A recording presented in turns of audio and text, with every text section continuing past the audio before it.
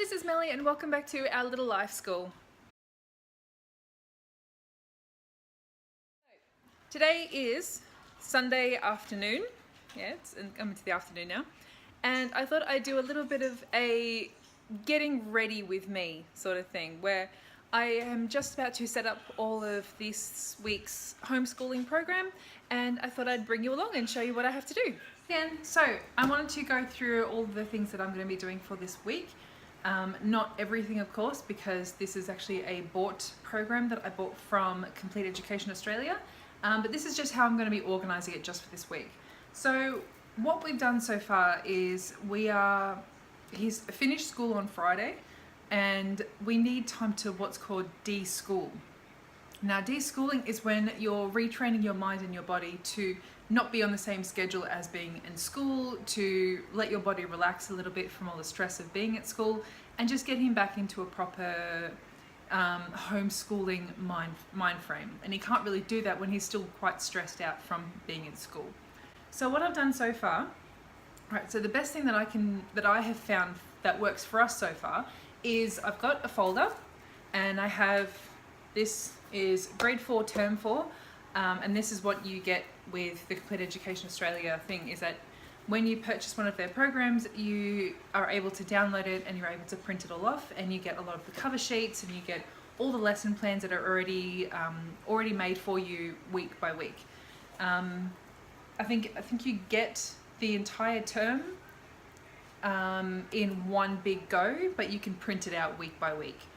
So what I've done is I've got this folder, put that on the front, and then I've separated this into all the different weeks of lessons for all the different subjects. So there's a really good, well-rounded amount of subjects. There's only about 3 things that I've noticed that I don't have, because I still have a lot of supplies left over from when we were homeschooling a few years ago. Like I've got all the different sort of crayons, and actually I've got a lot of sculpting tools from when we were learning about pottery and things. I've got heaps of pencils and textures and charcoal pencils and pens, whiteboard markers and sticky tape and scissors and lots and lots of different things. And you really don't need that much when you first start off. When you start homeschooling, it's like a lot of people go nuts at the shop and think they have to buy everything. Whereas I slowly built up what we needed over a couple of years. And this is pretty much all we've got left, and we really don't need that much. So when you go through the program every week or every fortnight, or however you want to plan it, which works for you, you slowly gather all the things that you need over time. Over the years, I decided that we'd get a couple of workbooks and see if we can use some of the workbooks that is very similar to school, because my son was getting to the point of wanting to get into school, and we thought, okay, well, we'll put him on a few books that he would most likely encounter when he gets into school. So we've got the iMaths book, which we can also get a little tracker book to go with it. I've got the writing time book 1 and 2. We've got, what else do we have? We have Sound Waves 1, which is what he was actually learning out of back in prep and at the beginning of school before we started homeschooling. So we did a little bit of mainstream for about 6 months, had de-schooling for another 6 months, and then we went on to homeschooling. Sound Waves 2, Maths Plus, this was what he was using recently, which is actually interesting because this is what we had while we were homeschooling, and this is what we just got back from the school. So this is what we were using a year before he got this one. So yeah, there's a lot of other things that you can get just over the years as you accumulate things, and as the interest changes from one subject to another, and you try to figure out how to make it all work. I went through the process of creating an entire curriculum for my son that was approved by the Home Education Department, and I made sure to have a well-rounded academic schedule for him every week. that was able to fit in with his therapies, that it could fit in with the days where he just can't think, can't focus, and sometimes he has bad days, sometimes he has bad weeks, and we just sort of try and figure it out as it is. And recording what he's able to do is also very, very important. So whenever your child is able to do something, photograph it or take examples of it. If they're because we're going to be doing all of these sort of things with the BORT program, it also comes with a way for you to record it as well. So it's got a lot of other sheets that are specifically for the parents, where you can record all the information. I would also definitely suggest getting one of these really big display folders where you can put in here all of the bigger things that they've created, and anything that you just want to keep for as long as you want. And this is a great way to sort of keep all the really good important things over these. Like, you don't have to keep everything, but it's a really good idea to try and keep some sort of a record of a lot of things as well.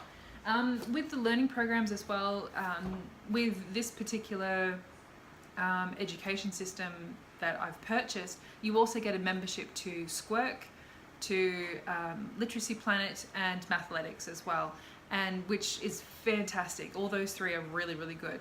But a lot of it, because it's also online, it's a really good idea to have a USB stick, and you can keep all of their certificates that they get, or any of the special things that you can download from their websites, and you can put them onto the USB stick. I've made a little baggie to go with it as well, because it keeps his headphones safe. And it's also on a little key ring as well, so all of his keys can go on here as well. He's got a little house key and a little gate key as well, so that's going to go on there. And there's other things that I've got for my son over the years as well to help him with keeping track of what he needs to do during the week or during the day.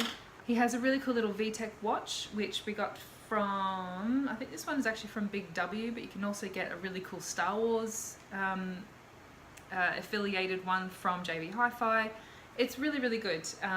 It's got a little alarm on here, so it's got a little camera on here, but you can't connect up to the internet. You've only got games that you can download off the VTech website and put it on here, and it's a very simple little watch, but it's like a kid's version of an Apple Watch or something like that. So yeah, I got him this because it gives him a sense where he can keep track of the time, he can create his own alarms, he can play little games and things on it, but it's not like he can contact anybody, he can't really talk to anybody online, it doesn't go online at all, so it's a really good little smartwatch for him.